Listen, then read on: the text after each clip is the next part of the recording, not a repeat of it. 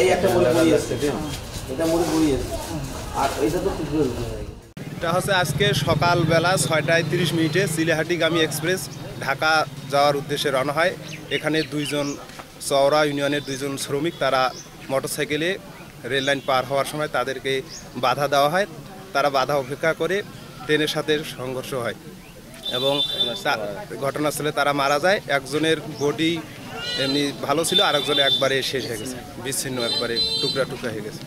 আর আমাদের জনগণের, আমাদের এখানকার দাবি যে আমরা এখানে রেল গেটের ক্রসিংয়ের কোনো গেটম্যান নাই, তাই আমাদের বাংলাদেশ রেলওয়ের কাছে আমাদের দাবি যে আমরা এখানে গেটম্যান চাই।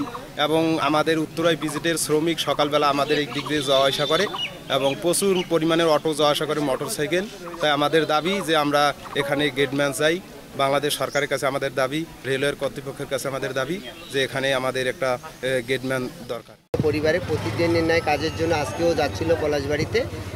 পলাশবাড়ি তেঁতুলতলা রেল ক্রসিং পার হওয়ার সময় এই দুর্ঘটনা ঘটে। স্পটেই তারা দুজনের মৃত্যু হয় এবং আমরা কর্তৃপক্ষের কাছে আমাদের এলাকাবাসীর পক্ষ থেকে দাবি এখানে যে একটা রেল ক্রসিংয়ে একটা ডাউন সিগন্যাল লোক নিয়ন্ত্রণ বা নিয়োগ দেওয়া হয়, এটা আমাদের এলাকাবাসীর সবারই দাবি।